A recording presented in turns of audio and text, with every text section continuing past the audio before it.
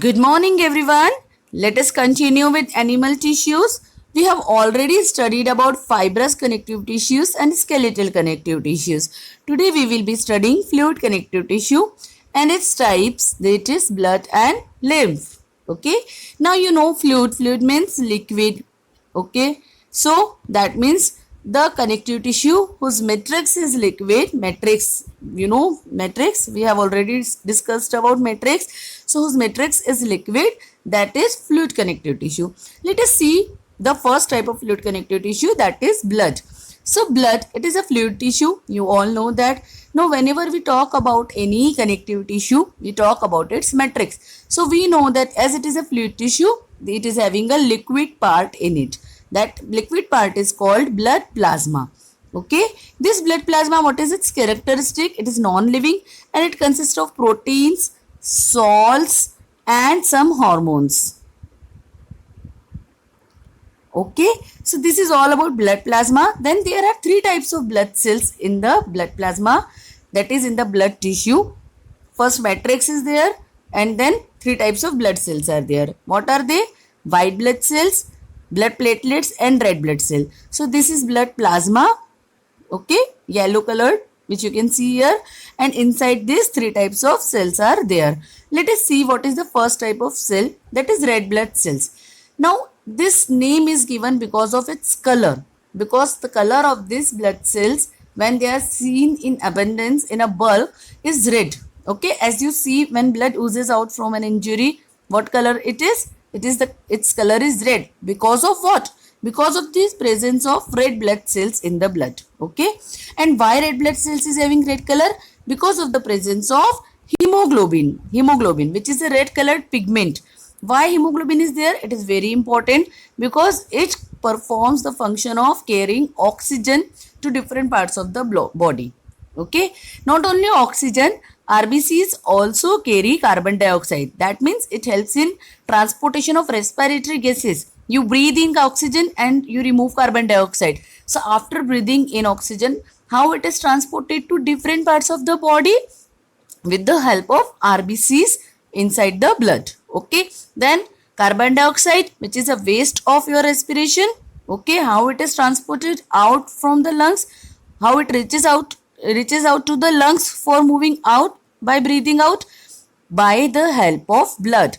Blood, that is red blood cells in the blood, brings carbon dioxide to the lungs and from where we exhale out carbon dioxide. Okay, so very important function of RBCs is it carries oxygen and carbon dioxide, that is respiratory gases. Now next is white blood cells. White blood cells are very important because they fight germs and protects our body against infection. And do you know, therefore whenever you catch any infection, then in your body, in the blood cells, white blood cell count increases. Okay, the number of white blood cells increases to fight against the infection, and therefore whenever doctor asks you for a blood test, when you become ill or get any kind of fever, then doctor asks you for blood test. In that they see if the number of white blood cell is increased or not. If it is increased, that means you are suffering from an infection. Okay, so what is its role? It protects against infection. Next is platelets. So all of us sometime get some small injury. We get our hands cut because of some knife in careless handling of any sharp object, isn't it? And what happens when you get injury? Then blood oozes out, isn't it? Blood oozes out from that injury. Now after some time, that is 2 to 5 minutes, that blood oozing stops by itself. Okay, and the layer of dark color blood is formed on that injury. What is that? That is blood clot. Okay, what is that? It is blood clot. So how that blood has clotted? It clots because of the presence of platelets in it. So very important role of platelet in the blood is that it clots the blood, it helps in clotting of the blood, and because of that it stops blood flow from any kind of injury. Understood? So these are very minute in size but very important for us. Now next is what are the functions. Now as you have already seen different types of blood cells, you can easily say what are the functions. It carry respiratory gases, it transport digested food, then it helps in removal of waste like carbon dioxide, which is one type of waste. Then it protects against infection, isn't it? So these are the main functions of blood.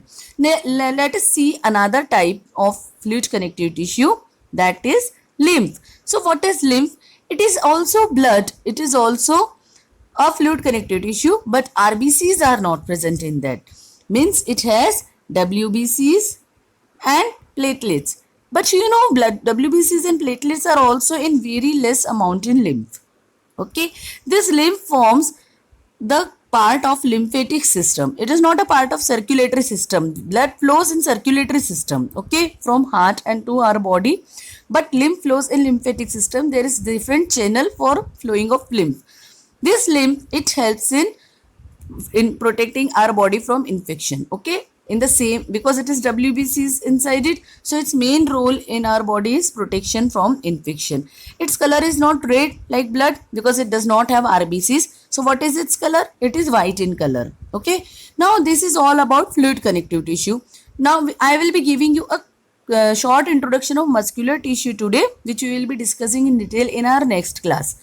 So muscular tissue is what? In these tissues are found in every part of the body. Muscles, you must have heard the word muscles. So what muscles are made up of? Muscles are made up of muscular tissue, and you can see muscles are there everywhere, right from the top, that is face, till the toe, isn't it?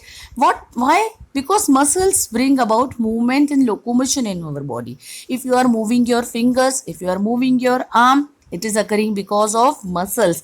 Why because of muscles? Because muscles have a special property of contraction. These muscles can contract, and this contraction can bring about movement. Okay? Movement of body parts occur due to contraction of muscles. Muscles are attached to bones. When these muscles contract, they move the bones. Have you ever seen puppet? This kind of puppet whose hands are tied with a string. Okay, when you move the string, then hands of puppet move, isn't it? In the same way, these muscles are like strings in our body. These muscles, they move, they contract, and then our body parts move. Our body parts move. Okay, so muscular tissue, they help in movement. Now there are three main types of muscular tissue in your body. They are striated or voluntary muscles, unstriated or involuntary muscles, and cardiac muscles. We will be seeing all these three types in detail in our next video. Till then, revise it. Have a nice day. Enjoy your day.